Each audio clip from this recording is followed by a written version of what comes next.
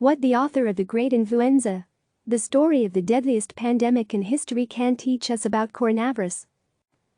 I've been reading a great book about a horrific pandemic that gripped the world more than a century ago, John M. Barry's The Great Influenza, the story of the deadliest pandemic in history. Mr. Barry, a professor at the Tulane University School of Public Health and Tropical Medicine, was nice enough to do an email interview with me about the subject of his book and what we can learn from it. What follows is that email interview, lightly edited. Tapper. John, thanks for doing this. I have a lot of questions about your great book. First one. What lessons can we learn from the influenza pandemic of 1918-19 that we should be applying today? John Barry. There are several and I think they are all important. Number 1. Authorities need to tell the truth, even when it's uncomfortable, especially when it's uncomfortable. This is important for 2 reasons. First, it lessens fear. People are always more afraid of the unknown. When people don't think they're getting a straight message, they feel uncertain. In a horror movie, it's always scariest before the monster appears. Once the fear becomes concrete, we can deal with it. We can deal with reality. Second, if you want people to comply with your recommendations, and compliance is crucial to success, they have to believe you and trust you. If they doubt you, they will ignore you. In Singapore, the Prime Minister told blunt truths at the beginning, ended panic buying, and, more importantly, it's one reason Singapore has gotten way ahead of the virus. In 1918 in Philadelphia, for example, people were lied to and the city all but fell apart. Volunteers were called for again and again and again, but no volunteers came forward. People were starving because no one had the courage to bring them food. In San Francisco, city leaders jointly signed a statement, full page in the paper, wear a mask and save your life. They did not know masks did no good, but the point is that the city functioned well, even though people were afraid, with the result that, in another example, when schools closed, teachers volunteered as anything from ambulance drivers to telephone operators. Tapper. The president recently referred to the 1918 to 1919 influenza as being much deadlier than COVID-19, saying, if you got it, you had a 50-50 chance or very close of dying. Is that accurate? Barry. Not even close. The 1918 virus was deadlier than COVID-19, but in the West it had about a 2% case mortality rate. In the rest of the world it was much worse, not because Western medical care was better, but because in the West people had been exposed to other influenza viruses, which provided some natural cross-protection. In much of the undeveloped world people had seen few influenza viruses, and sometimes none, so it was higher there, but nothing like 50%. Tapper. COVID-19 started in Wuhan, China, and the Chinese government tried to keep it quiet and even silenced those sounding the alarms.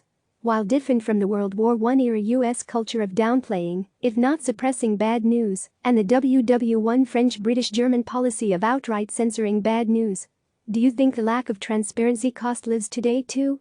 In other words, a lesson not learned by the Chinese? Barry. Clearly the lack of transparency cost lives in China and will cost many more lives around the world. I'm no expert on China, but my guess is that was the typical bureaucratic response of underlings afraid to send bad news up the ladder, so they tried to hide it.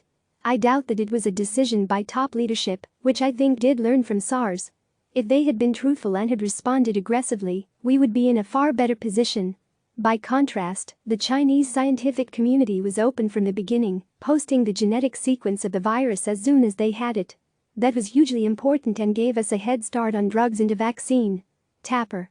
One of the cruel ironies your book captures is how unfair it is for people to refer to the 1918 to 1919 influenza as the Spanish flu.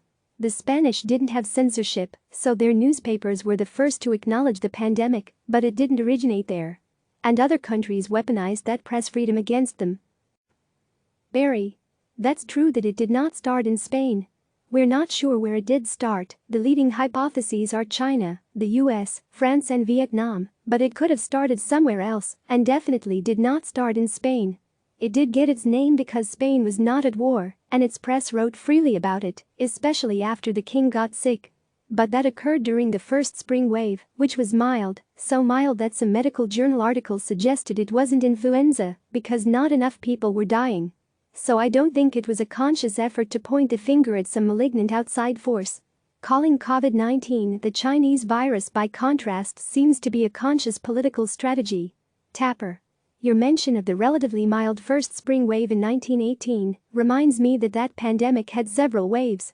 Dr. Anthony Fauci, the director of the National Institute of Allergy and Infectious Diseases, says we should all prepare for such a thing in the current crisis.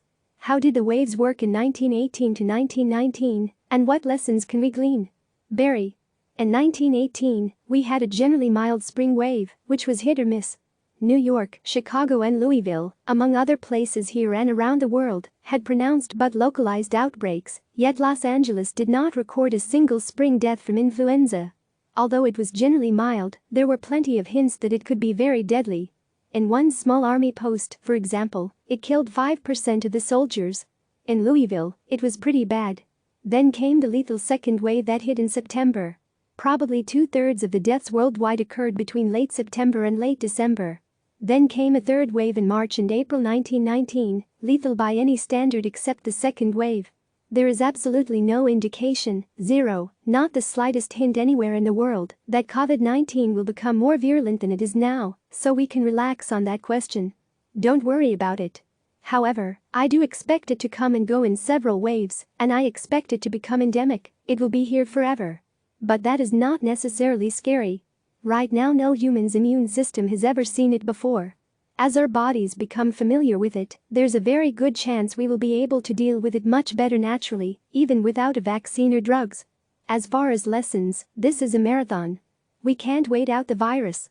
But we also need to get ahead of it, get all sorts of things in place before we restart the economy, or we will be in big trouble. Tapper. President Trump on Thursday said he is hearing it loud and clear from everybody that people want to go back to work. He said, we may take sections of the country, we may take large sections of our country that aren't so seriously affected and do it that way, but we have to start the process pretty soon. What do you think? Barry. To do that now would be disastrous. The virus will get everywhere, and I mean everywhere. There are ways to get parts and even all of America back to work eventually, but they are complex. Right now, as far as regions where so far there is little transmission, Singapore and South Korea have created models for what to do, but right now we don't have the resources to follow their lead, even in places that so far have little community transmission. First, we need capability for all sorts of surveillance, starting with tests, which are still not available in anywhere near quantities needed. In fact, right now people are running out reagents that make the tests work. Once we do solve the testing problem, if there are still regions without much community transmission, we can use tests in contact tracing and isolation and quarantine, as those countries did to keep them operating, but all that has to be enforced rigidly. Any leakage will likely launch an explosive outbreak. Tapper. Soldiers and other service members were at real risk then and now because of travel and close quarters. How did the militaries of the world deal with the 1918 to 1919 influenza? Barry. The 1918 virus killed the young, not the elderly. Well over 90% of the excess mortality was in people under 65, roughly 2/3 of the deaths were age 18 to 50, and the peak age for death was 28. Soldiers were, of course, in the age group that was the prime target. The US military training camps obviously had high mortality. There's an important lesson from them. There were 120 camps. 99 of them imposed some form of isolation and quarantine. 21 did not. There was no difference in morbidity and mortality. That sounds discouraging, but if you look deeper you see two very important lessons in that data. First, they had to sustain these measures over time, and most camps got sloppy after a few weeks, so the initial benefits were lost. That's one lesson. You have to keep doing it to have impact.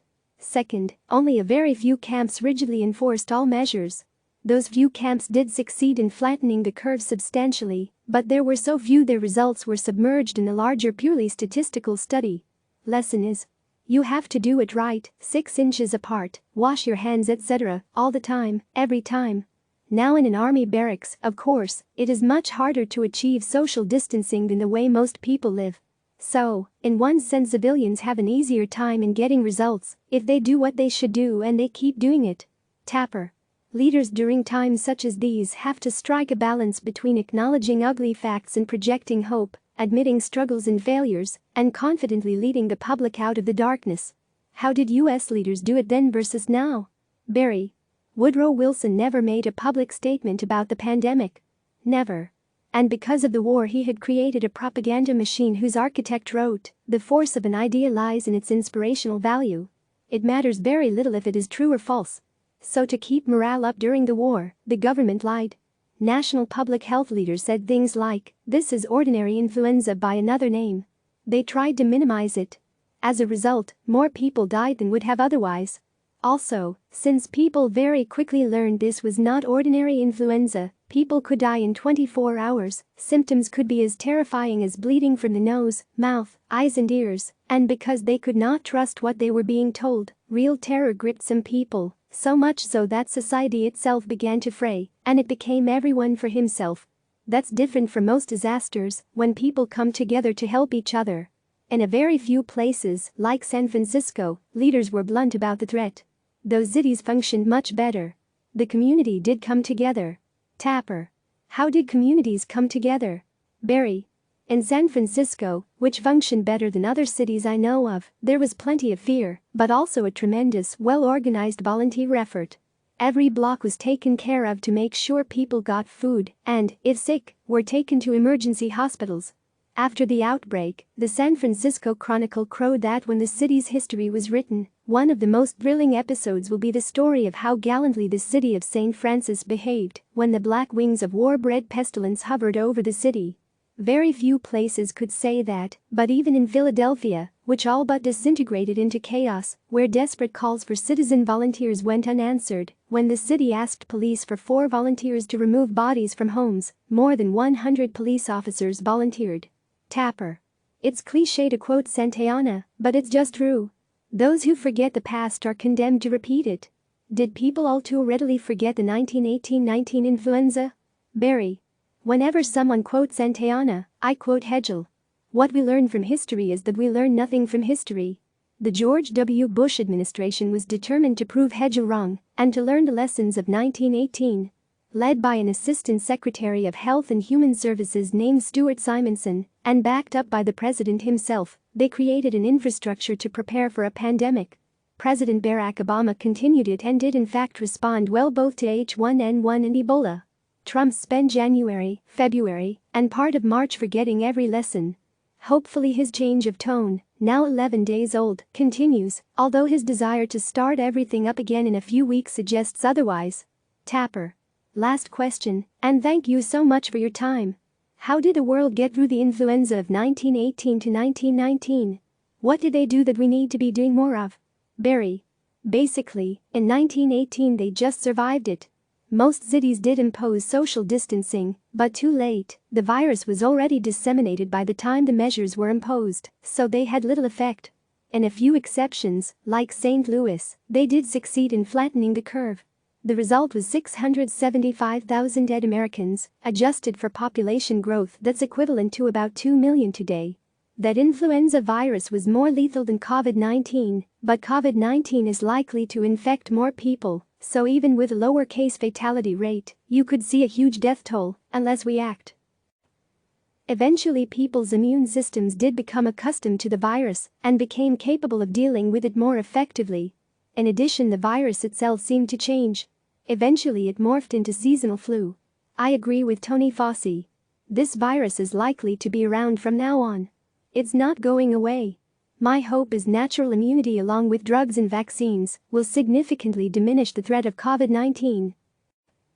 Click subscribe to receive the latest news.